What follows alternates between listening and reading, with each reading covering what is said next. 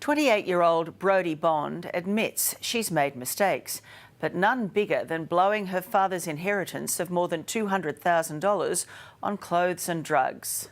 And I've been so caught up in my job, didn't see what's going on. Not every day you get that much money. They say money doesn't buy happiness. And that's certainly the case for Brodie Bond. Her $220,000 inheritance bought her a world of pain. Destroyed my life. She used the vast majority of the money to buy drugs. So out of that money, probably $150,000 went to ice in less than a year. You never know what could go with that. She shopped up a storm too. Where were you shopping?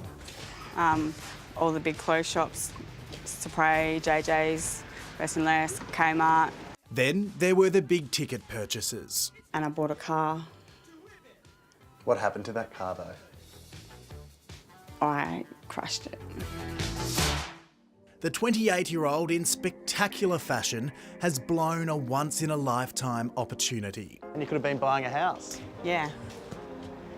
Yes, I could have been buying a house. Life is all about you. To think Brodie wasn't even meant to inherit the cash. She and her father were estranged, and Brodie was left with nothing when he died. But she contested the will and won. I probably bought a slab of Jacks to celebrate, why not? A slab of Jack Daniels and a lot of vodka. All the times that you ain't in my parade.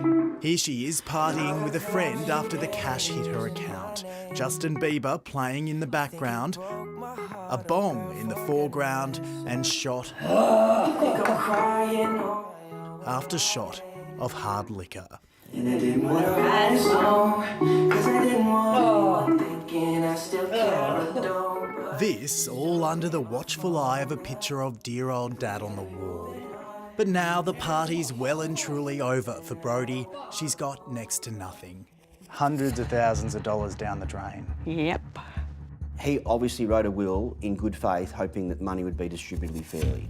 Finance guru Scott Haywood says contested estates is the fastest growing issue in the courts right now. A lot of older Australians have a lot more wealth in property and superannuation than younger Australians, and that is why wills are being contested more and more, because they're after their parents' wealth. And Brodie certainly made the most of that wealth when she received the cash windfall in June 2016, forking out $150,000 on drugs, mostly ice, in just over 6 months. She would buy the deadly substance for her mates. If they got free drugs, that was all cool. So you were paying for everyone's drugs? Yeah. I was everyone's best friend. So you were spending money at an unbelievable rate? Yeah. Every time I'd go into a shop, I'd spend JJ's and all that, $500 each time. Just in JJ's? Yeah. I had to have, like, one of everything. Whatever anyone does with their inheritance is entirely up to them, and it's unfortunate that she's lost hers.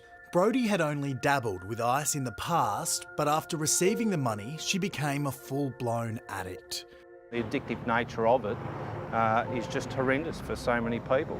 Independent State MP Russell North is the member for Morwell, the Victorian town where Brodie lives. He's proud of his community and loves it, but acknowledges the issue of drug dependency in the area runs deep, as revealed in the first part of this investigation, where we met entire families, including grandmothers and a heavily pregnant woman, who were all addicted to ice. Minister, a recent episode of A Current Affair highlights... That story led to the MP raising the issue in Parliament. So, Minister, my question is, what measures is the government taking to improve support for people within Latrobe Valley and their families in dealing with the scourge of drug and alcohol abuse? When the story first ran on A Current Affair about the stories of those particular people, I mean, it's very sad, but the fact is we can't pull the wool over our eyes and suggest that we don't have a problem. It's personal for North. A member of his own family has battled ice addiction. The kids are good kids and they're in there somewhere, but once they start taking this drug, it's just such a hard, long slog for so many people and so many families. Brodie had the chance to start a new life. Instead, she chose ice. And if she had wanted to seek treatment, she would have had to travel all the way to suburban Melbourne for residential rehabilitation. There's simply not the places available.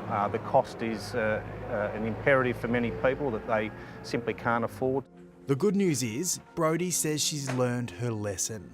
After seeing a doctor, she also claims she hasn't used ice since January, and she's been applying for jobs. I'm happy and I'm free of drugs and in a different environment and lifestyle, even though I'm in Morwell.